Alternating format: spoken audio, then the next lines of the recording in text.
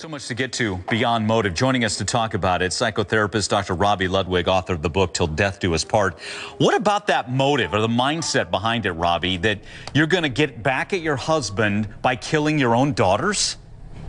Well, that is one of the motivations for filicide. It is to punish the spouse for betraying them. Of course, this is a very disturbed mind. You know, some of the other reasons is altruism, which clearly this was not a part of. And what's kind of interesting about female filicide is that they tend to not kill the husband. So sometimes husbands will get rid of the children and they'll also get rid of the wife, and they'll commit complete murder of the whole entire family. But this is a woman, interestingly enough, I think she was just a very enraged person. Her daughter was getting married. We don't know what that raised for her in terms of her feeling angry about her own marriage, but an enraged woman who was vindictive, vengeful, and really wasn't thinking of anyone other than herself, and really felt she had the right to eliminate her children. If she gave birth to them, she could eliminate them and use them however she wanted to use them. All right, real quick. So you mentioned that rage. What could have been the final straw, she reportedly gets in an argument with her oldest daughter, Taylor, and you mentioned she's going to get married. And what mom wanted was to ground her from the fiance. And the husband supposedly stepped in and said, no, she's 22. So what is that? Yeah. You're all against me. And could that set off the rage?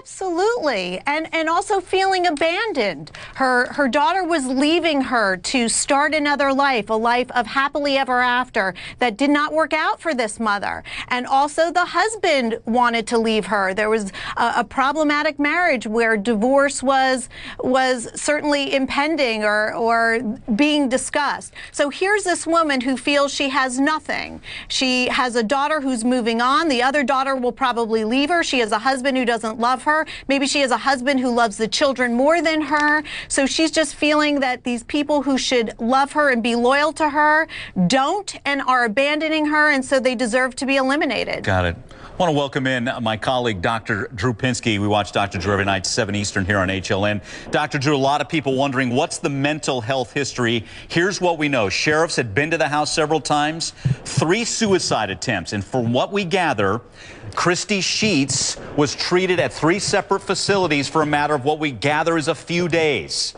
Is that enough? No, well, clearly in retrospect, it's not enough. And, you know, what you see here is evidence of something very similar to what our friend Jodi Arias had, which is called a borderline personality disorder. The unregulated rage, the self-destructive impulses, the psychotic aggression. She is someone that is in real trouble, and these things have treatments. The thing I'm furious about is I guarantee you that the reason she left the hospital after 2 or 3 days is because her insurance company mandated that.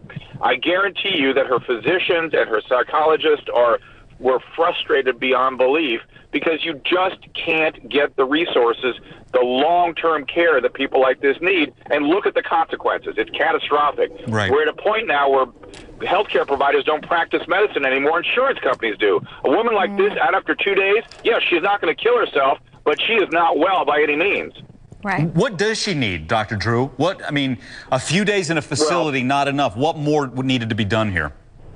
Well, in the old days, something like this would be in the hospital for possibly months, but at least she needs to engage in something called dialectical behavioral therapy that helps her deal with this borderline process, this rage that she has. And you mentioned abandonment. There's nothing more evocative to a borderline than abandonment. And so she literally flips into a state well, all these psychological issues, while legitimate and probably what the process that's going on within her head, don't matter. All there is blind, unregulated rage. Again, think of Jodi Arias stabbing her boyfriend. It's the same phenomenon. Okay, so Robin, you can weigh in on this one. From what we gather, the eldest daughter, Taylor, felt unsafe with mom's mental state and that there was a gun in the house. To that point, what can the family do when they know someone has had, needs help with mental health? And now you're feeling unsafe. Who do you go to? Where do you turn? Well, you have to call the police and have the mother admitted to a psychiatric hospital. And I completely agree with Dr. Drew that very often it's the insurance companies that interfere with the proper treatment happening. But if the family says this person is a danger, she is threatening to kill the family, there is a gun in the house that she inherited, she is not following through with treatment, then the family, if the family makes a little bit of noise, they can certainly put the responsibility on the hospital that if anything happens and she is discharged, then the hospital would be responsible because the family has warned the hospital that bad things will happen if this person is not treated properly. Dr. Drew, anything else, like somebody's watching this right now and they've got someone that they're just concerned about?